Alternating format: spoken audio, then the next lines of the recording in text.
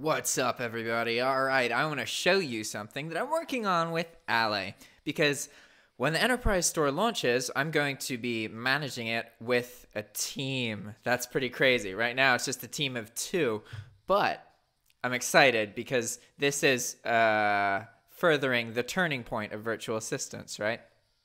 So I'm going to go over this sheet because this is going to help you guys in that if you want a database that includes most of the possible ways that you respond to scenarios, and you understand what the options you have as responses are, as long as you understand all that, then figuring out which response to use is fairly simple, right? So I'm hoping that this will be useful for you guys. All right. And I'm just going to go over the different responses, and then I'm going to talk about the situations that I would use this. All right. So the first one is to provide a tracking number. Okay. Obviously, buyer's asking for a tracking number.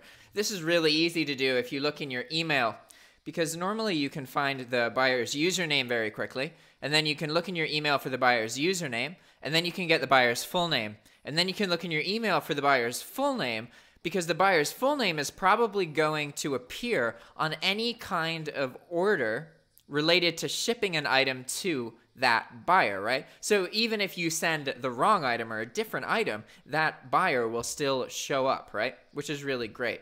So that's the fastest way to find it, is just in search, right? And then providing an estimated delivery date is the next thing you could do. But again, this is like pretty much the same as providing a tracking number, right? This is just something you do if you don't have the tracking number available. And people like dates. So sometimes it's good to just like, maybe it's going to show up by the 29th, so I'll tell them the 1st. You want to understand that your source, depending on the source that you're using, could be good at giving a good estimation, or it could also be not so good at giving a good estimation of how long it's going to take to track or to get that tracking number out, right?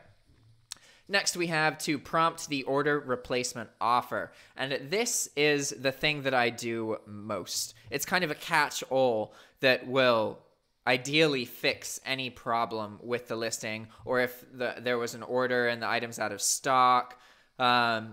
Basically, you use this whenever you have a sale, but you can't fulfill the sale for whatever reason, whether it's too expensive or it's out of stock, or if the source accepted your order at first but has since canceled it and ran out of stock. There's a whole bunch of different situations where you might use this this specific thing. And honestly, this response, prompting the order replacement offer, is one of the most useful responses because it covers such a broad range of different situations. So the next thing we might do is prompt the buyer to wait a few days and check with family, roommates, and neighbors for the package. So the first time you receive an item the first time that a buyer claims an item did not arrive, but you have tracking showing it did, you want to message the buyer and be like, hey, normally when this happens, it's somewhere in the house, it's been delivered. Typically, if the item is marked as delivered, then it has been delivered somewhere. Understand that chances are the buyer really doesn't know where the package is. So try and work with them, especially because once eBay gets involved inevitably later, that's going to help your case, right? So ultimately, the best way to handle that situation is to prompt the buyer to look somewhere else, and most of the time they're going to find it somewhere else or just never respond to you because they did find it.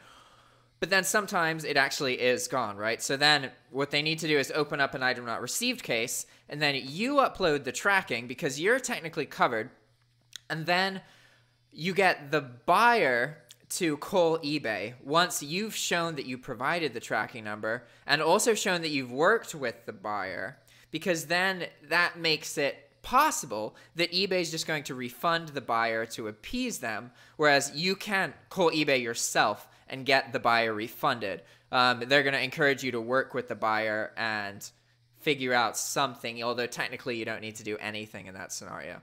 So the best way is to get you to cover your ass and then get eBay or the buyer to call eBay, and then hopefully because the buyer is actually calling, then they're actually going to do something about it, right?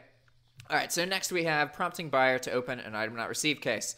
This is something you would do whenever, say that they've messaged you about the item not showing up thing, and then they're messaging you again after you sent that out, then you would prompt them to open an item not received case. Also, if you need to refund the buyer for some reason and you can't cancel the original transaction, it's good to get them to open a case, because then the second you close it with a full refund, that gives you like some protections, right? So that's kind of the ideal way to get a refund out, is by having some kind of case opened and then closing the case with the full refund. It's better to do that than it is to issue a full refund through PayPal or to cancel the transaction. Because ideally you get the buyer to open a case, because there's no detriment to your account for having the cases opened, as long as they're closed without eBay getting involved and without eBay getting escalated, basically.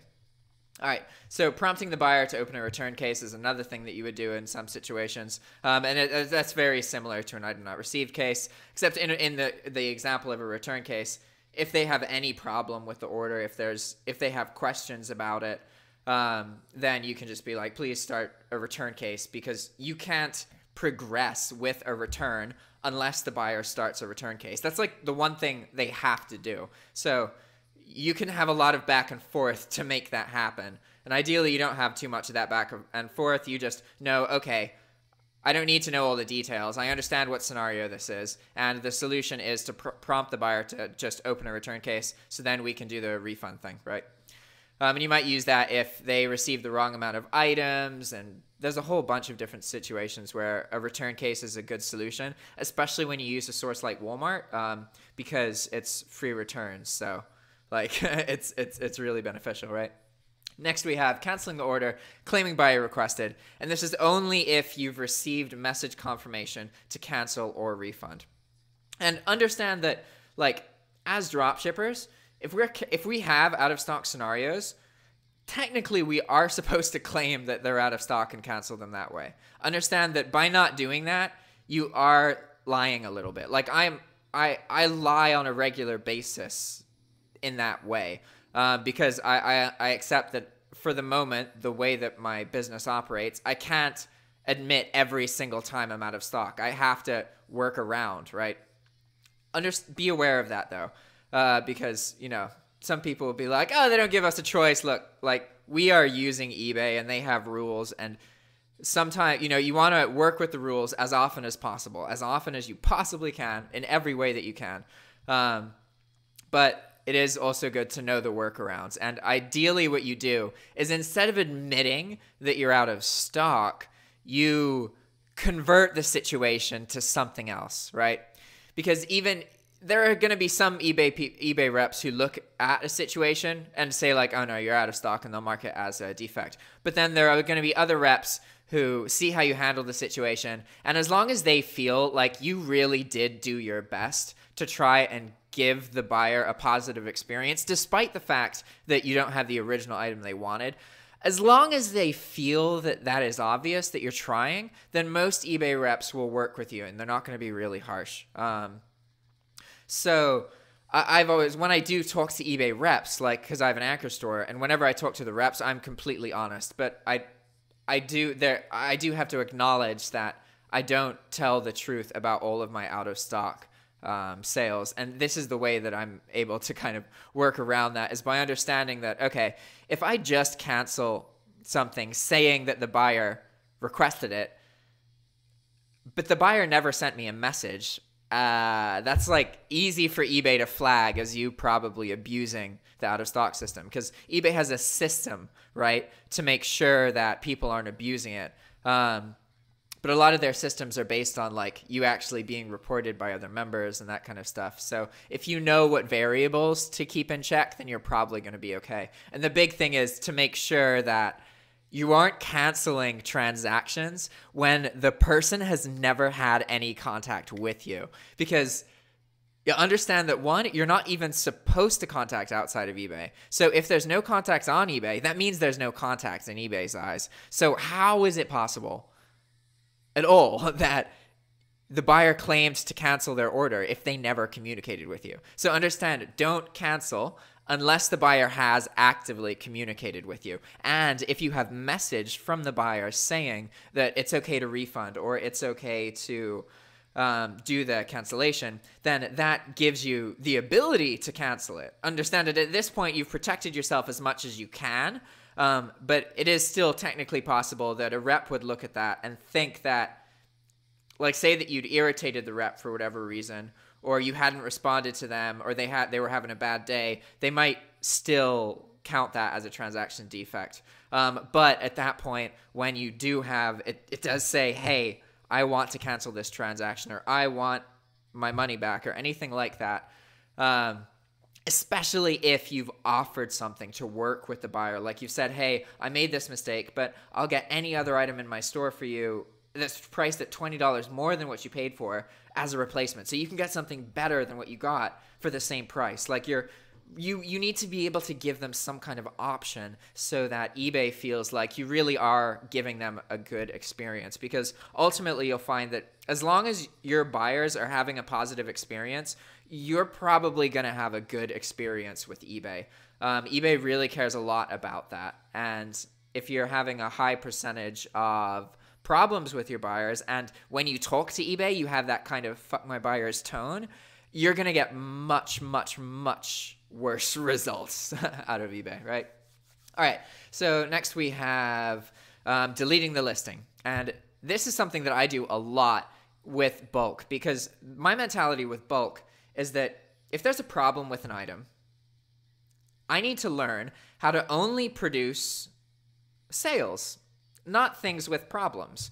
And because time spent is not a variable you need to worry about with bulk posting, I can eliminate all problematic items and only post items that don't produce problems, because of the fact that I can always quickly find more items to post, right? And really, it's not about if there's more items available, it's about how big do I want my store to be, right? The mentality is always find items that scale well, that you can post 1,000-fold of, because then you're going to have a very clean business, because the whole appeal of bulk is its scalability.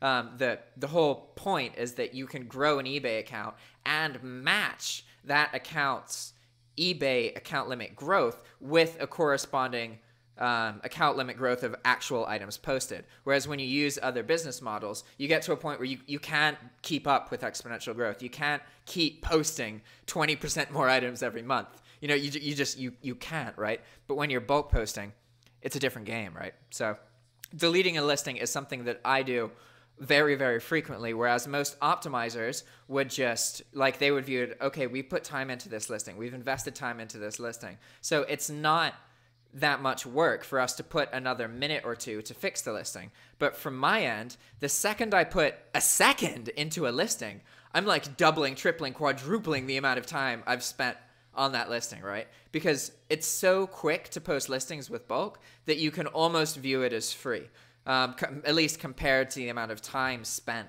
to post listings in the optimization format, right? Next, we have refunding the buyer fully through PayPal. So this is something that has to be done when eBay messes up. There's some situations where you cancel through eBay and it's supposed to also issue the refund through PayPal, but it just doesn't go through. Or every time you try and cancel the transaction, it won't let you for whatever reason. It's just glitched, right? That does happen on a fairly frequent basis, maybe like once or twice a month. And so in those situations, you're going to need to refund the buyer fully through the PayPal transaction instead of through eBay. But be careful when you're doing this, because if nothing happens on eBay's end and all you do is refund the transaction fully through PayPal, then eBay's going to catch that like a week or two later through automated systems, and then it's going to get marked as a transaction defect because eBay thinks that you cancel the order for being out of stock. That's just their assumption. But you can actually fix that really quickly once it gets marked by actually canceling the transaction. The reason that it gets counted as a defect is because you effectively cancel it in PayPal by fully refunding it, but you don't follow through and do anything on the eBay end. So eBay sees that mismatch after some time, and then they'll count it as a defect. But like I said, you can work around it within a period of time. Once it happens, you have like 2 weeks to still cancel the transaction, and it be within the month necessary to cancel a transaction on eBay. But once it passes that point, you're stuck with the defect if that does happen, right? So next we have refunding the buyer partially through PayPal. So this is similar, except the difference here is that you would use this to kind of appease customers. There's some situations where the customer is going to be happy with a $5 refund instead of doing a return, and you earned like $10 from the sale. So there's an issue, but you're still profitable. So you want to use partial refunds to give away some of the profit, but make sure you don't give away all of the profit, because the second that you give away all of the profit, it becomes much more appealing to do a return instead, because then you can get the buyer all of their money back and, you know, various other things. So you want to be careful with partial refunds. Understand that it's safe to use a partial refund in PayPal without doing anything in eBay. As long as eBay sees that most or the whole purchase hasn't been refunded, they're not going to mind if you've refunded $5 or $10 or $15. And I think to the point where there used to be some kind of workaround where you could partially refund through PayPal minus a penny to handle out of stock transactions.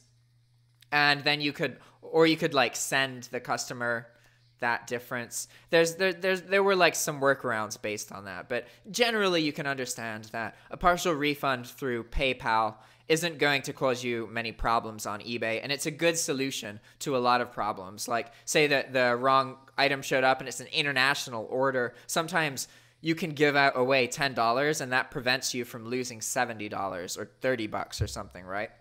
So I usually offer partial refunds anytime I'm going to have to offer a full refund.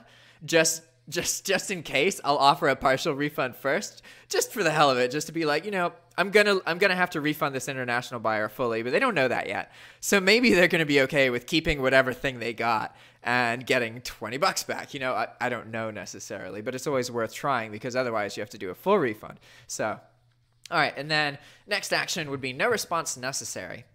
And yeah, so this is if the message is from a customer and it's not a blatant problem with the listing. So you don't have to answer all of the questions in this bulk model. There's a lot of like differences between running an optimization business and a bulk business. And obviously I would get to a point where I do want to answer every single question that any possible customer has about my business. The thing is that, like, I need to learn how to scale really, really cleanly and then operate at a high listing number and then operate with that mentality. At the moment, I'm still figuring out how to iron out all of the possible problems that come up, how to prevent them from happening in the future. And anytime that there's a problem with the listing or a question about a listing, it really often is easier, based on my current needs with this business, to just delete the listing and prevent that from being a problem in the future. So right now, most of the problems with bulk are caused, or they are spawned in the beginning by including variations in the list that creates the store. So I'm working with my old roommate, Eric, who also runs a bulk store. And I'm going to be launching 2 enterprise stores in 2 weeks. So 200,000 item dollar stores. That's going to be pretty interesting. But we're eliminating all variations completely. And that's going to be really interesting because on one hand, I'm going to operate at a larger scale than I usually do. But I'm also going to have eliminated the thing that causes almost all of the problems that I get with bulk in the current model. So the store is going to be twice the size almost, but I should theoretically not have twice the problems, if that makes sense. All right, next response would be to check the listing for an answer. So this is when somebody messages you something and you have a feeling that the information is in the listing itself and they just didn't look, right? So this is also what Walmart is going to do if you contact them and you ask them a question about one of their items. So if you use Walmart and you can't find the information you need in the listing of the item, you should know that that's pretty much all the information Walmart has about the item. So calling them to ask them for the information, like, okay, say that your customer or a potential buyer messages you and they're like, hey, this photo is for an old version of this. Is this the new version that doesn't have the potassium sorbate in it? And you call Walmart being like, okay, Walmart can just look at the product and tell me if it has potassium sorbate in it. The reality is Walmart doesn't directly have access to the stuff they're selling. At least the chat reps that we're talking to don't. They have as much access as we have to it. So you can't really anyway, that was the sidetrack. My point here is that sometimes buyers do message you and the answer is literally in the listing. They'll be like, how wide is this plate? And the plate is 5 inches as stated in the listing. So you can sometimes find answers to questions in the listing. And it's always better to just give them the answer instead of being like, just read the listing. Because the second you respond, you may have responded with the answer, right? All right. Next thing is to assume the answer is no to deter buyer from making purchases. So this will sound ludicrous to most of you, and I understand that. Again, this is something that's kind of unique to the bulk work that I do, and that I like because I post so many items. There's a recurring theme where I've posted items that other people have sold and had some problem with, and a buyer's already had that problematic experience. So the buyer will message me with a specific question about the listing, and those specific questions have this kind of flavor to them. I don't know how to explain it, but I've learned to be able to tell when a buyer is asking something because they've had a problem with that item in the past, which means that it's safe for me to delete the item because I know that chances are the problem was caused by the same source that I'm using because it's such a common source, right? And this is something that, again, happens frequently enough that I do view it as something that, like, I do on a regular basis. Where I know that chances are, if I try and find the information necessary to fix the problem or to answer the buyer's question, I'm going to learn that it's not available or that Walmart thinks it's fine, but when they actually ship the item, then the problem becomes true, right? Like anytime that a buyer's like, yeah, whenever I order this, it just comes up in a Walmart box and everything's shattered. Can you make sure that you ship it safely, right? Like I would just be like, don't buy it. Like, because the reality is if they ordered that item from the past, Walmart probably has the same policy at the moment. And I've come to that conclusion by lots of trial and error. Lots of me being like, I have a feeling I should tell them no, and then being like, no, it could be a sale. I get excited. And then ultimately learning, yes, I should have told them no. The same thing they were scared of ended up happening again, multiple times. So, all right, moving on. Canceling order because of a problem with address. So another way that you can cancel an order and not get in trouble on eBay is if there was a problem with the buyer's address. So you can do this when you're trying to ship the item as a drop shipper and the item isn't allowed to be shipped to that specific state. As far as eBay is concerned, it's viable for you to be like, oh, I'm sorry, I didn't realize there was legislation in Arizona that prevents the sale of this particular product and the shipping of it, so I cannot ship the item to you. Normally what I do in this situation is I just message the buyer and I say, hey there, unfortunately, I can't ship this item to your specific zip code because of legislation prohibiting the contents of this shipment. And if I know what the specific chemical is or what the specific legislation is, then I'll include it. But you don't really have to. You just have to communicate, hey, I can't ship this to you because you live in Arizona and Arizona won't allow me to. And most of the time buyers are understanding, and also if you have a problem, then eBay's going to be pretty understanding. They view that as like, that's not your fault as a drop shipper. Yeah, you could communicate better and prevent the sale from happening in the first place, but ultimately, that's why canceling order because of a problem with address is there. It's when people make mistakes and they can't deliver the item to a PO box, or they can't ship the item to Alaska or something. All right, so next we have messaging the buyer to inform them of a state restriction. This is something in action that would go hand in hand with canceling or the order problem. Normally, I message the buyer and then wait for a response to do a cancellation, right? Whereas with this specific scenario, I would actually just cancel it straight away because I don't need their I don't need their approval to know that I'm canceling it because there's a problem with the address. I can just cancel it and then also send the message explaining what happened. And doing that at the same time is important, because if the buyer just sees that you canceled their order and you didn't explain why, you didn't say you're sorry, you didn't communicate at all, they're more likely to get frustrated with you. Okay? Next, we have canceling the order, except the order was never paid for. Because sometimes you'll get messages about orders that haven't been paid for, and it's when people like commit to buy something and then they haven't paid for it. The way I have my account set up is that after 48 hours, an unpaid item case is opened against them. And at that point, they start getting a reminder every like 12 hours to pay for the item. And then if they don't pay it like 48 hours after that, then the case gets closed. And it's important to do that because that's how you get your final value fees back. So at that point, then I get credited for the 10% of the sale that I would have had to pay for eBay. I no longer have to pay that, basically. And if you don't have that catch to fix the unpaid items and close them, then you're not going to get your final value fees back. So it's important that you do that. But that being said, some people will be confused, like their kids will place orders, or there'll be an order there, someone hacked their account and it was never paid for, but it's still there and they're getting these notifications. So what you do there is you go through, and you can't actually cancel the order, the transaction, once an once an unpaid item case has been opened against the buyer. You have to just turn off the unpaid item assistant so that they stop getting notifications. Ultimately, at this point, they could still pay for it, or after 48 hours, you can then manually request your final value fee. So you still get the final value fee back. You just need to make sure that the buyer's not constantly getting this spam being like, pay for your order, pay for your order.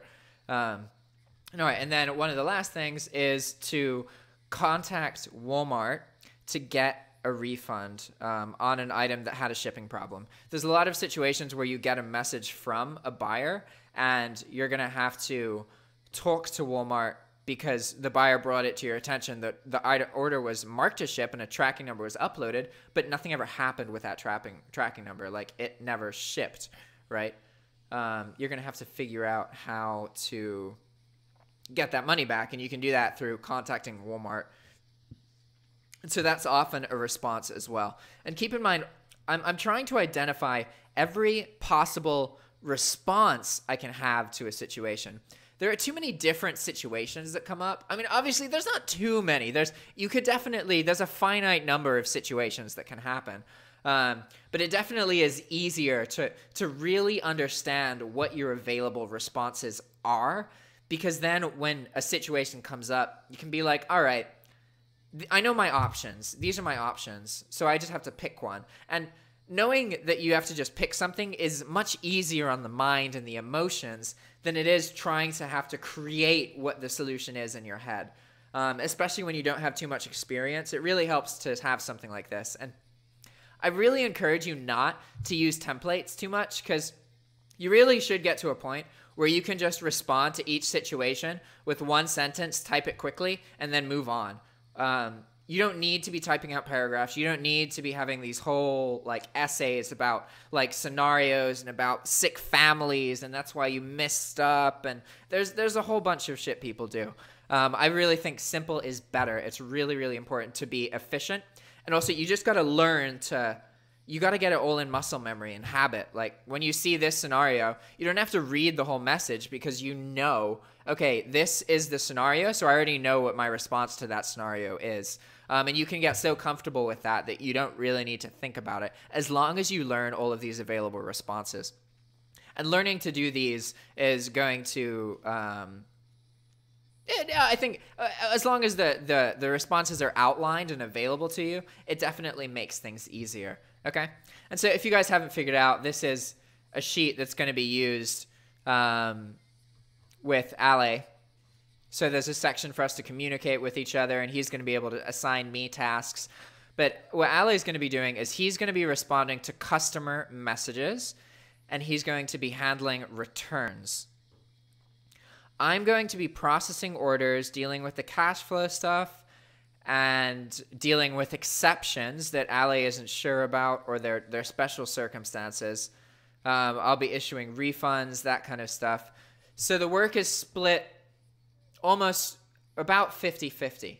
That being said, it's still in a bulk format, so it could all be doable by one person, absolutely. The idea is that both of us, when things are operating smoothly, spend 1 to 2 hours per day operating the store. Obviously, it's going to take me a while to get the hang of the enterprise store system, and I'm going to need to do more experimentation to just kind of iron out the kinks and everything, because things don't ever go completely according to plan. So it's important to acknowledge that it's always good to take time and reiterate more and really understand the system you're working with.